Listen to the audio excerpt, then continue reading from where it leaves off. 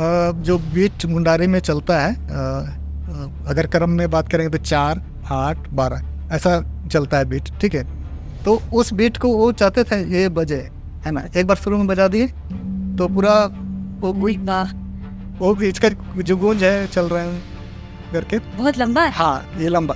तो वो जो बीट था हमारा बाजा में, वो इसको बीच बीच में कहीं कहीं पर वो डालना चाहते थे। मामा बोलते थे कि अखाड़ा एक ऐसा जगह है जो जहाँ पर हर कम्युनिटी का लोग, हर स्तर का लोग एक हो जाता है। और ये सही बात भी है। अखाड़ा में ऐसा नहीं है कि वहाँ मुंडा ही नाच रहा है, कोई उरांव ही नाच रहा है, चाहे कोई लोरा ही नाच रहा है, ऐसा नहीं है। वहाँ पर हर कोई का भागीदारी होता है और उनको समान अवसर मिलता है। तो यहाँ पर एक जो जाति और का जो भेद है ऊंच नीच का, ये स्वतः वहाँ ख़त्म हो जाता है। हम उनसे गुस्सा करते बहुत कम हम देखे हैं। वो बिल्कुल कभी किसी पर गुस्सा नहीं होते थे। हाँ, बहुत अगर उनको लगता था कि इस व्यक्ति से समाज के लोगों को बहुत नुकसान होगा, तो ऐसे लोगों पर वो बहुत गुस्सा करते थे। तो मैं देखा हूँ कि उनका गुस्सा भी बहुत ज़बरदस्त होता था। इनका एक ख्वाब था कि वो दिल्ली में जा कर के सरकार को बताए कि आदिवासी आपसे बात करना चाहता है। तो वो मुँह से बात करना नहीं चाहता, पहले हम नगाड़ा बजाएंगे हम लोग, उसके बाद वो क्या हो रहा है बोलेगा, हमको देखने आएगा तो हम फिर बात करेंगे। कहीं किसी काम में या मीटिंग में अगर कहीं जाना है, मीटिंग के बाद जाना है और एयरपोर्ट से फ़ोन आता था तो बोलते थे कि अभी हम आधा घंटे लेट में पहुँचेंगे, तो उनके लिए प्लेन रोक देता था आधा घंटे के लिए, घंटा, हाँ 1.5 घंटा तक प्लेन रोक देता था। क्योंकि ये तो प्लानिंग कमीशन के सदस्य भी थे, तो इनके लिए रोक देता था, 1-1.5 घंटा तक डिले करा देता था। फिर हम लोग यहाँ से दौड़ा दौड़ी गाड़ी से पहुँचाते थे और फिर हो जाते थे। तो तब हम लोग को लगता था अरे ये कोई छोटा मोटा नहीं है, लेकिन हम लोग को कभी एहसास नहीं हुआ कि इतना बड़ा आदमी। लाइब्रेरी सबों के लिए खोल के रखा है, तो लेकिन दुर्भाग्य की बात है कि लोग जानते नहीं हैं, शायद इसलिए नहीं आते, लेकिन जिनको जानकारी है लोग आके पढ़ते हैं।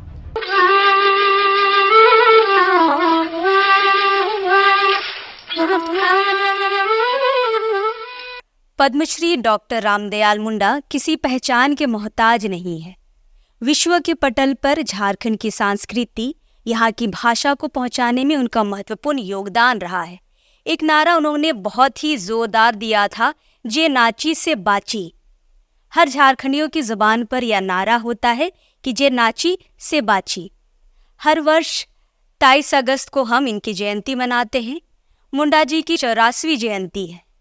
फिलहाल अब इस वक्त हम राजधानी रांची के उनके पैतृक आवास पर आए हैं, चूँकि मुंडा जी यही वो जगह है जहाँ पे लोग आते थे, उनसे मिलते थे और संस्कृति के बारे में, भाषा के बारे में ज्ञान लेते थे। बहुत सारे शिष्य हैं रांची में या झारखंड में कह ले, या विश्व में भी, विदेशों में भी इनके बहुत सारे शिष्य रहे हैं जो आज भी भगवान की तरह मुंडा जी को पूजते हैं। फिलहाल हम उनके घर आए हैं। हम बात करेंगे इनके ही परिवार के कैसे सदस्य से जिन्होंने इनकी विरासत को आगे बढ़ाने का काम किया है। गुंजा लिकिर मुंडा है इनके बेटे, उन्होंने भी इनके साथ मिलकर आगे बढ़ाने का काम किया है इनकी विरासत को। हम इनका परिचय इन्हीं से जानेंगे। दादा, सबसे पहले तो जोहार। हाँ, मेरा नाम हो गया डॉक्टर जुरन सिंह मानके। अभी एसएस मेमोरियल कॉलेज में मुंडारी विषय पढ़ाते हैं। तो दादा, आप पारिवारिक क्या रिश्ता है, हम वो थोड़ा समझना चाहेंगे। ये जो डॉक्टर रामदयाल मुंडा हैं वो मेरे फूफा हैं। तो हम दोनों के बीच में एक मामा भगिना का रिश्ता है और खास अपने उसका मेरे खास फूफा हैं। तो और ये जो है हमको एक बचपन से ही अपने साथ ये रखे, फूफू भी और फूफा दोनों मिल करके। इन्हीं लोगों ने हमको पढ़ाया लिखाया और आज जो भी है सब इन्हीं लोगों की बदौलत है। और इसी घर में मैं पढ़ के बड़ा हुआ, उनके साथ ही बड़ा हुआ हूँ। इसलिए मैं उनको आज उनकी खुशी हो रही है कि उनके बारे में मुझसे आप लोग जानकारी लेना चाह रहे हैं। बिल्कुल सर, यही वो जगह है जहाँ पे लोग आया करते थे, बैठा करते थे, संस्कृति के बारे, यहाँ की भाषा के बारे एक लंबी गहन बातचीत होती थी। आपने क्या देखा है उस दौर में? हाँ, वो जब फूफा थे तो इस घर में हर दिन सांस्कृतिक कार्यक्रम के रूप में कहिए तो एक बार होता ही था। मतलब कोई आया चाहे नहीं आया, लेकिन घर में हम लोग कुछ सदस्य थे, जैसे मैं था, एक चमर सिंह करके था मेरा दोस्त, फिर सबरन था, फिर कभी कभी उनके कुछ शिष्य कलीग लोग आ जाते थे, जैसे भुवनेश्वर महतो हुए, तुलसी नारायण सर हुए। तो यहाँ वो आ जाने पर वो बोलते थे गड़ाम ले आबू। गड़ाम ले आबू मतलब हम लोग अपना गीत संगीत का थोड़ा सा रियाज कर लेंगे। वो गड़ाम बोलने से हम लोग समझ जाते थे कि हम लोग को अब शुरू करना है। तो हर शाम हमारा वही काम था कि एक बार हम लोग अपना गीत को, और ये जो अब देख रहे हैं इधर पीछे ढोल नगाड़ा है, इसको एक बार थोड़ा सा हम लोग ट्यून बना करके अपना जो भी है 2-4 गाना 1-8 घंटा के लिए हम लोग डेली करते थे। तो यही पर हम लोग बैठते थे। सर एक इसी जो हम लोग बैठे हैं इसी पर बैठते थे, रामदयाल सर, और हम लोग ये करते थे। और हमेशा कुछ ना कुछ नया गीत वो हमें सिखाते थे, और वो क्रिएट करते थे कुछ नया गाना। कहीं जाना है, किसी नया अखाड़ा का उद्घाटन करना है, या कहीं सांस्कृतिक अखाड़ा को जिंदा करना है, तो वो यहीं पर वो अपना बना लेते थे गाना कि नहीं ऐसा गीत हम लोग को वहाँ गाना है। तो उनका गीत में बहुत सारा था, जागरण गीत सब होता था।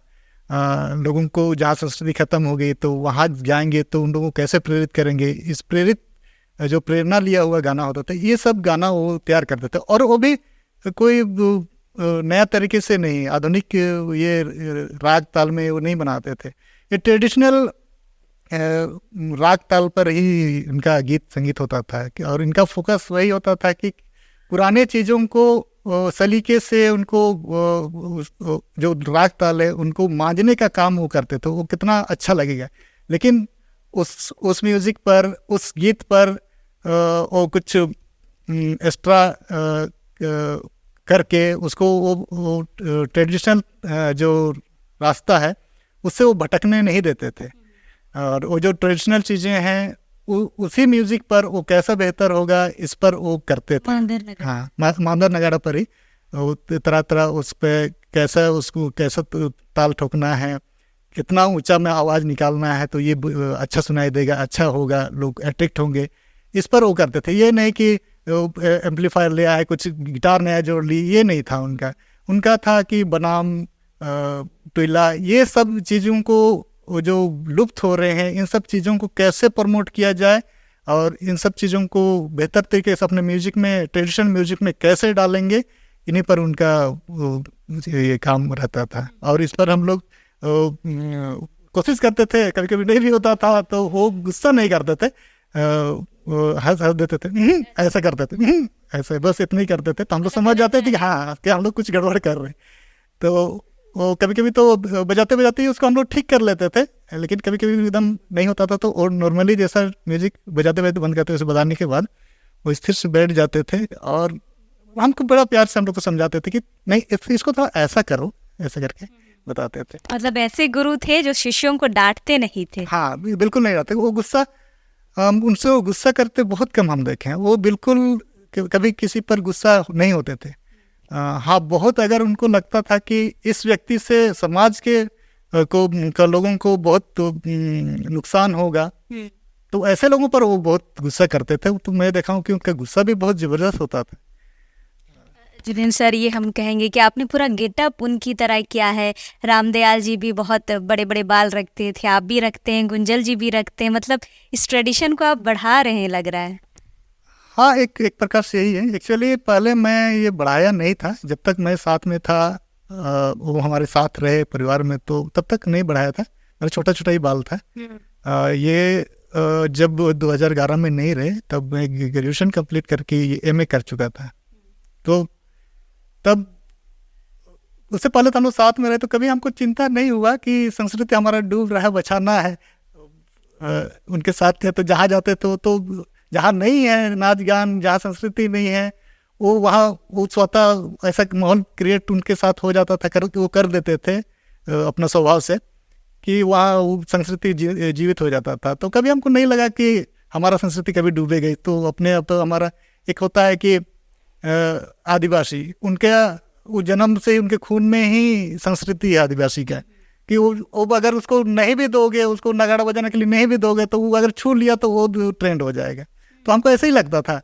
लेकिन जब उनके नहीं रहने के बाद एकाएक ऐसा लगने लगा कि नहीं, कुछ गड़बड़ हो रहा है। उस बीच में नक्सली जैसे लोग भी काफ़ी यहाँ हो गए, तो गांव के अखाड़ा में एक खौफ का माहौल हो गया। लोग अखाड़ा में नाचना बंद कर दिए, क्योंकि वो अखाड़ा में नाचने निकलेगा तो एमसीसी आ जाएगा, उनके मारपीट भी होती थी। ऐसा हुआ भी। तो हम भी एक बार अपने गांव के बगल गांव में नाचने गए थे, तो मेरे साथ भी ऐसा हुआ था। हमको भागना पड़ा वहाँ से, हमको 2 थप्पड़ भी पड़ा उन लोग से।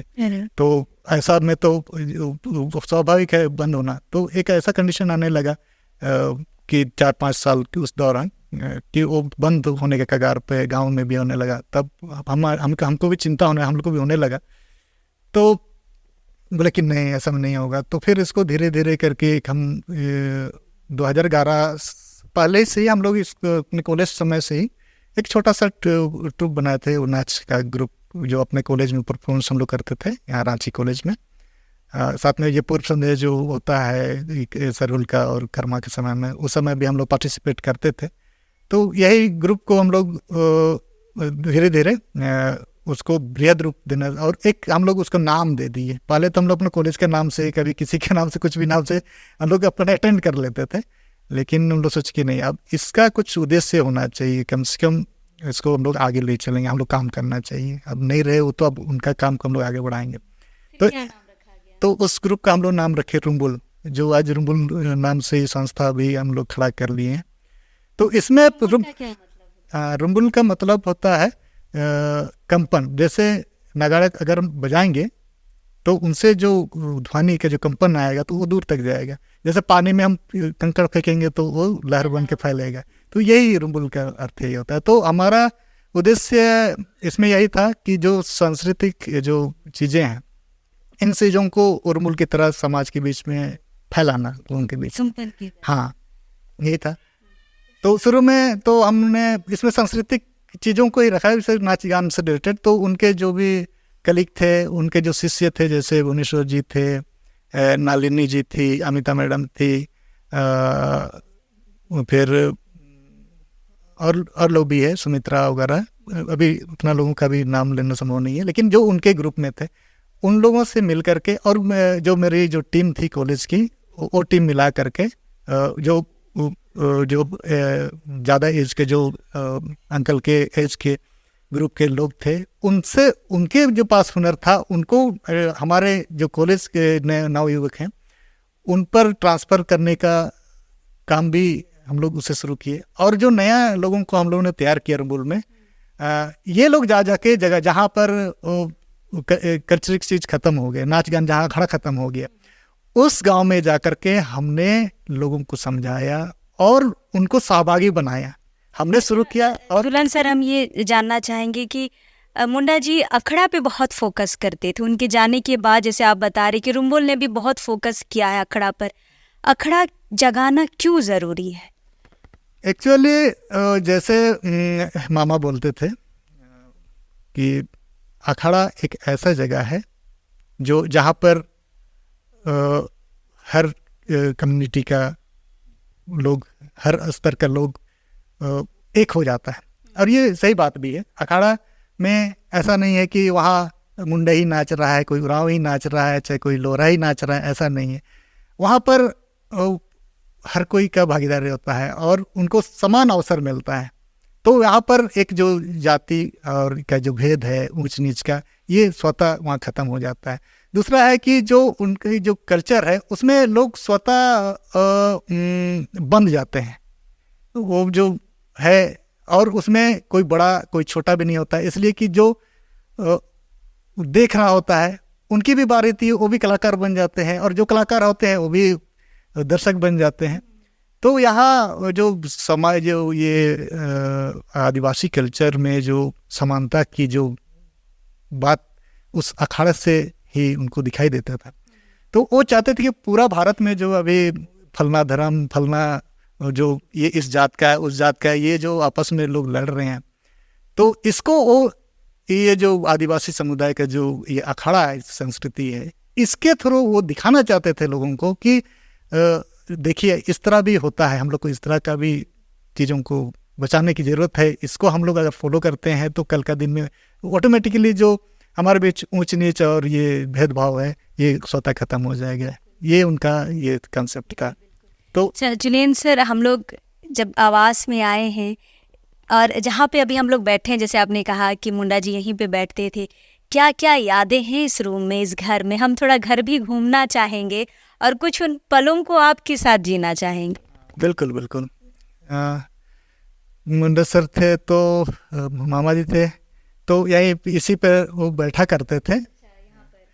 तो और जो भी बातें होती थी तो वो बैठते थे, तो हम लोग इधर बैठते थे पूरा परिवार, और जो भी बातें होती थी तो अपना जो चिंतन का या कुछ काम का तो बात करते थे। तो हम, जैसे जुलेन सर ने कहा कि यही वो जगह है जहाँ पे मुंडा जी बैठते थे और सामने पूरा परिवार होता था, या जो भी शिष्य आते थे जो सीखने के लिए, उनसे वो यहाँ पे बैठते थे, उनकी बातों को सुनते थे। सर, ये बहुत खूबसूरत सा पीछे में नगड़ा रखा हुआ है, ये क्या है? ये तो है, ये वो ले आए थे वो थाईलैंड तरफ से, कहीं से वो विदेश गए थे। हाँ, उस उधर से वो ले आए। कौन सा देश है आपको फिलहाल याद नहीं है, लेकिन वो उधर गए थे तो वो ले आए थे।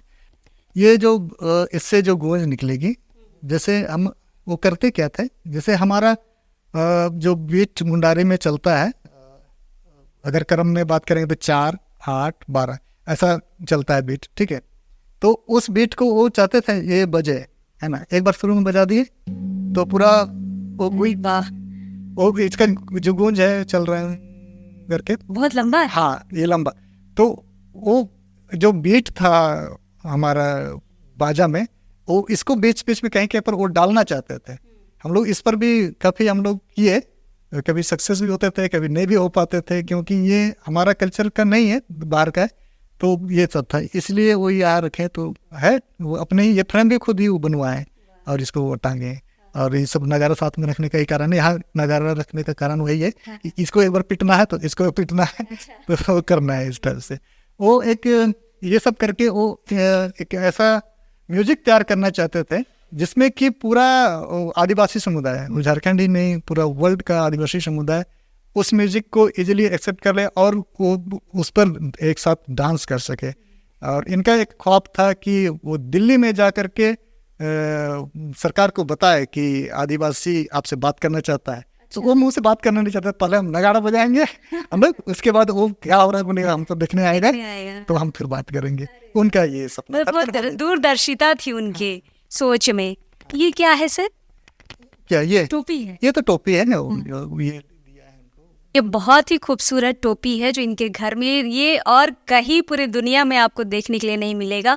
Honourable doctor R.D. मुंडा ये कहीं बाहर गए थे तो उनको ये सप्रेम भेंट मिला है ना सर? हाँ बिल्कुल। और यहाँ पे सेल्फ में बहुत सारे नगाड़े हैं सर, अलग अलग टाइप के, अलग अलग साइज के हैं। हाँ, ये यहाँ पर मैक्सिमम मुंडाओं द्वारा इस्तेमाल होने वाले या मुंडा समाज में इस्तेमाल होने वाले सारे वाद्य यंत्र उन्होंने रखे थे। लगभग यहाँ पर उनका समय में 12 नगाड़ा को याद आ रहा है, और ढोल हमको लगता है 8 या 9 ऐसे ही था। उसमें 2 ढाक बनवाए थे जो कि यहाँ शादी विवाह के समय में यूज होता है। एक 2 रबगा था और ढोल सब, और ऊपर में ये झारखंड में जितने भी मांदर यूज होते हैं, चाहे किसी भी कम्युनिटी से, वो गुमला मांदर बोलिए, चाहे वो हो लोगों के, चाहे वासा का, सारा मांदर उनका एक एक सेट यहाँ, एक एक चीज़ उन्होंने कलेक्शन करके रखा है। बिल्कुल यहाँ पे रामदयाल जी का मूर्ति है, बहुत हंसता मुस्कुराता चेहरा है। ये हम हमेशा इनको इस तरह से देखते ही हैं तस्वीरों के माध्यम से। यहाँ पे बहुत अच्छा, यहाँ पे सब प्रेम किसी ने भेंट किया है सर, हमें ये लग रहा है उनके सम्मान में। हाँ, उनको इतना सम्मान मिला है कि हम लोग भी काउंट करना छोड़ दिए, बहुत सारा है उनका सम्मान। तो ये जो उनके ऊपर थीसिस लिखा गया है एक चैप्टर ही है उनका सम्मान का, सम्मान पर पूरा चैप्टर ही बना हुआ है एक। तो आप समझ सकते हैं उनको कितना सम्मान मिला है इनको।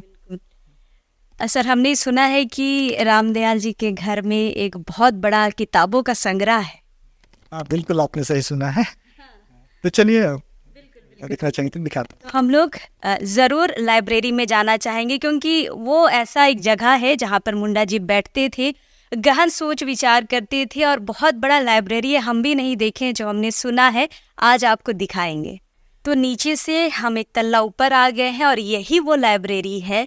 किताबों का बहुत बड़ा संग्रह है, जो यहाँ की किताबें बाहर आपको नहीं मिल पाएंगी। हमने ऐसे ही सुना है सर। हाँ, यहाँ पे बहुत पुराने बुक भी है। वो तो देश दुनिया विदेश घूमते थे, जहाँ भी उनको अपना उपयोगी बुक मिलता था वो ले आते थे, और वो सारे बुक को उन्होंने पढ़ा है। वो चाहे वो यात्रा के दौरान पढ़े हैं, आकर के लाइब्रेरी में पढ़े हैं। लेकिन मैंने देखा है अध्ययन, वो इतना ध्यान मग्न होकर अध्ययन करते थे। इसी चेयर पर वो बैठ करके अगर हम लोग आ भी जाते थे तो उनको पता नहीं चलता था कि कोई यहाँ आया, इतना उनको टोकना पड़ता था। हाँ, ऐसे बहुत सारे चेयर थे, ये चेयर एक है उसमें से। तो इतने मग्न होकर वो पढ़ते थे कि हम लोग आके टोकना पड़ता था, तब वो हाँ करते थे, ऐसा देखते थे। मतलब पढ़ने समय में बहुत लीन हो जाते थे। और यहाँ पे जितने बुक दिख रहे हैं उनका या तो गिफ्ट में मिला हुआ है या तो फिर उनको खरीदे हैं खुद से, मैक्सिमम खरीदा हुआ है। और हर एक किताब को उन्होंने पढ़ा है। इसलिए मैं कह रहा हूँ कि मैंने देखा है इनके बुकों को कि वो अंदर में कहीं ना कहीं वो अंडरलाइन किए हैं, मतलब देखे हैं कि यहाँ पर कुछ है। तो हम किताबों को पढ़ते हैं, कुछ जरूरी चीजें होती है तो ऑनलाइन करते हैं। हाँ, उनके द्वारा किया गया है सारे किताबों में। हाँ सर, लगभग सारे किताबों में किया हुआ है। ये तो बहुत बड़ी चीज है। तो आप देख सकते हैं हम इस पुस्तक के संग्रहालय में है, मतलब हम लोग लाइब्रेरी में है। आप देख सकते हैं कितनी किताबें हैं, ये देखिए। और यहीं पे वो जगह है, देखिए इनकी याद में ये बांसुरी अभी भी है। आप उनके बहुत सारी तस्वीरों को जब देखेंगे तो बांसुरी उनके तस्वीरों में ज़रूर रहता है। तो यही वो टेबल है, यही वो कुर्सी है जहाँ पे मुंडा जी बैठते थे। और एक बहुत पुरानी कुर्सी सर यही है, बहुत पुरानी कुर्सी है, इसमें बैठते थे। यहाँ पे किताबों का बहुत बड़ा संग्रह है, लाखों किताबें यहाँ पे होंगी। और ये सिर्फ एक पार्ट है, अंदर भी है सर, जैसे दिख रहा है। अंदर भी है, ये एक पार्ट है। यहाँ मेन है, यहाँ कुर्सी था, टेबल था, तो यहीं पर वो बैठते थे। लेकिन कभी कभी वो लगता था कि वो अंदर जाके पढ़ना चाहिए, तो वो अंदर में भी जाके पढ़ते थे। तो हम लोग को पता नहीं चलता था कि वो है कि नहीं। तो इतना पता था लाइब्रेरी में, तो यहाँ के देखते तो दिखाई नहीं देता, तो सोचते थे कि निकल गए होंगे, तो फिर बाहर खोज देते। लेकिन वो कभी अंदर में चुपचाप एकदम बैठे रहते थे। तो बहुत ध्यान से जाकर देखना पड़ता था कि हाँ सही में अंदर में है। तो थोड़ा दिखाइए सर, और कितने हैं इस लाइब्रेरी के पार्ट?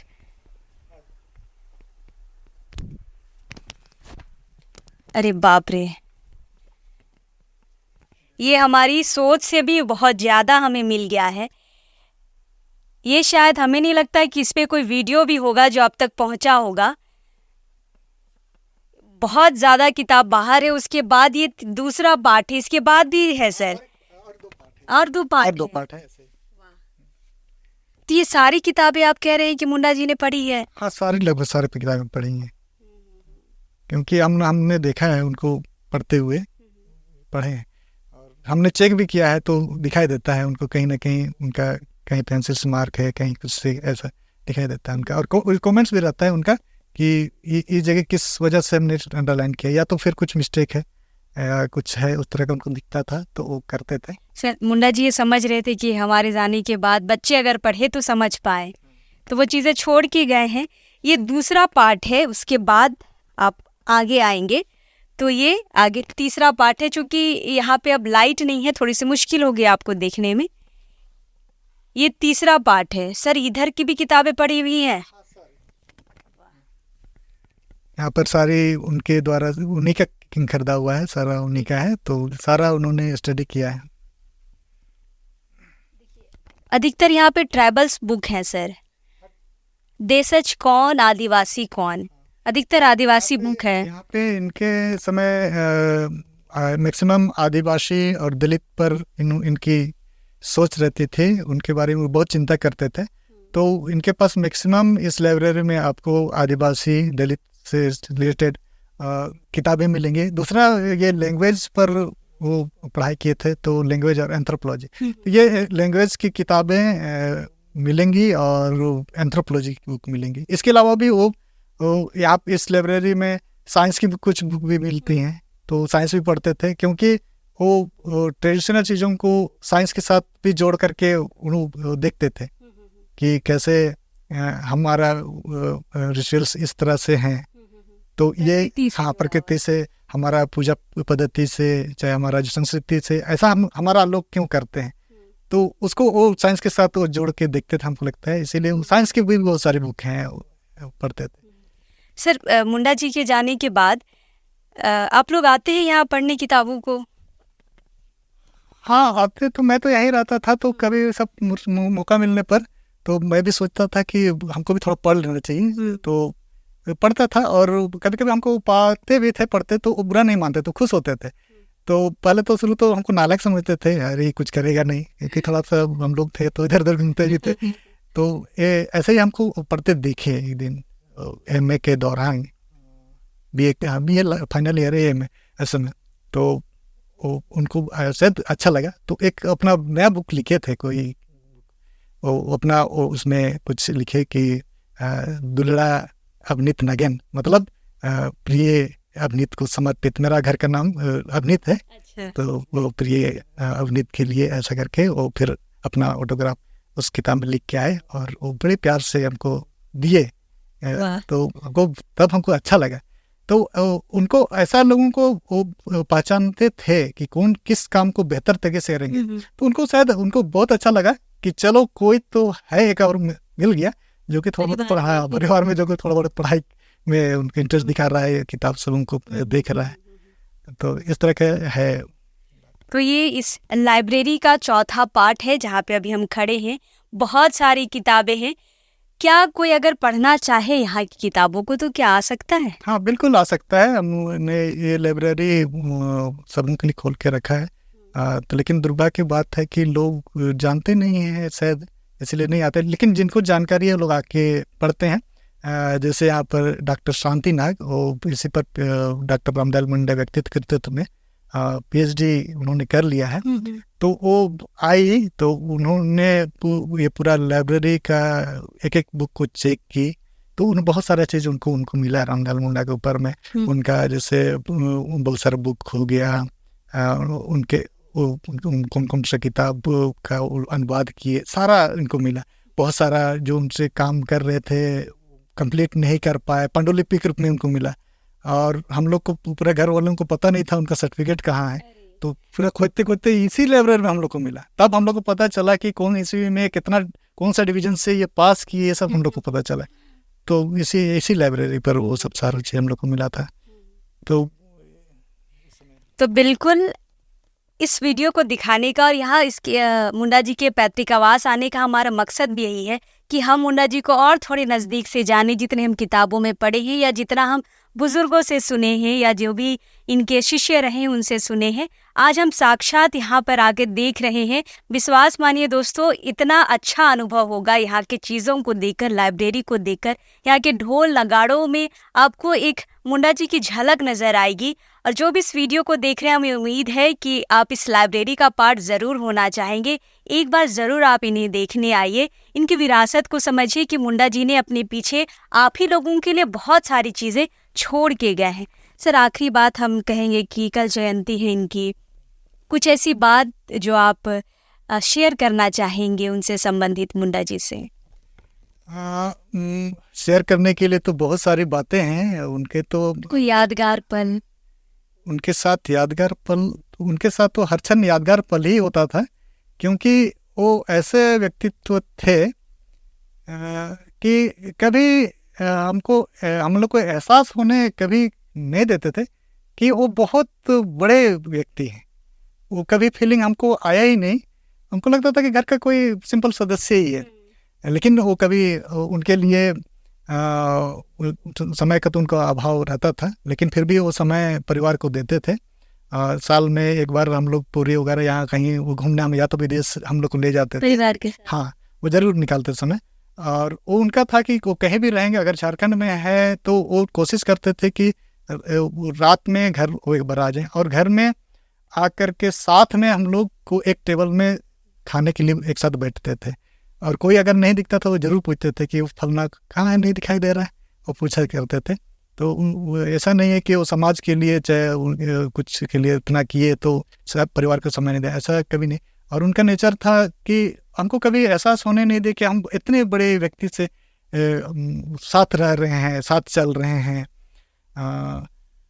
उनका जो व्यवहार था, उनका जो बात करने का, चाहे बिहेव करने का तरीका एकदम नॉर्मल एक साधारण आदिवासी व्यक्ति की तरह था। जो अभी नॉर्मल अभी गांव तरफ चले जाइए तो आदिवासी दिखे से वो सीधा साधा मिलेगा, इसी तरह से था। लेकिन वो लोगों को वो तरीके से बातें भी उनको समझाते थे, वो लगेगा नहीं कि समझा रहे हैं, लेकिन ऐसा वो उनके साथ या तो सिचुएशन क्रिएट कर लेंगे या तो ऐसा इस तरह से व्यवहार कर लेंगे कि अगला को खुद ब खुद वो उस चीज़ को सोचने में वो विवश हो जाता है, फिर वो दोबारा उस तरह की गलती वो नहीं करना चाहेगा। उनका मतलब व्यवहार ही इस तरह का था। तो हम लोग को तब कभी कभी सोचते थे तो एहसास तब होता था कि ये बहुत भी बड़े इंसान है हमारे बीच में। जब कभी कहीं किसी काम में या मीटिंग में अगर कहीं जाना है, मीटिंग के बाद जाना है और एयरपोर्ट से फ़ोन आता था तो बोलते थे कि अभी हम आधा घंटा लेट में पहुंचेंगे, तो उनके लिए प्लेन रोक देता था आधा घंटे के लिए, घंटा, हाँ 1.5 घंटा तक प्लेन रोक देता था। क्योंकि ये तो वो प्लानिंग कमीशन के सदस्य भी थे, तो इनके लिए रोक देता था, 1-1.5 घंटा तक डिले करा देता था। फिर हम लोग यहाँ से दौड़ा दौड़ी गाड़ी से पहुँचाते थे और फिर हो जाते थे। तो तब हम लोग को लगता था अरे ये कोई छोटा मोटा नहीं है, लेकिन हम लोग को कभी एहसास नहीं हुआ कि इतना बड़ा आदमी है। बिल्कुल।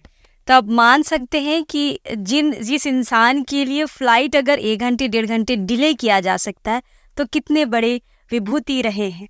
तो फिलहाल हम उनके आवास पर हैं, परिवार के पूरे सदस्य हैं, चूँकि इंटरव्यू चल रहा है इसलिए बाकी जो महिलाएं हैं, जो उनकी धर्मपत्नी है वो नीचे हैं, उनसे भी हम कोशिश करेंगे बातचीत करने की। लेकिन ये जानकारी आपके लिए ही थी दोस्तों, और उम्मीद है कि आपको हमारा वीडियो पसंद आएगा और इस लाइब्रेरी में आप ज़रूर एक बार आएंगे। उम्मीद यही रख रहे हैं, हम कोशिश करेंगे और वीडियो में आपके साथ मुखातिब होने की। लेकिन अभी इस वक्त के लिए जोहार रहेगा। धन्यवाद सर। ठीक, धन्यवाद, जोहार।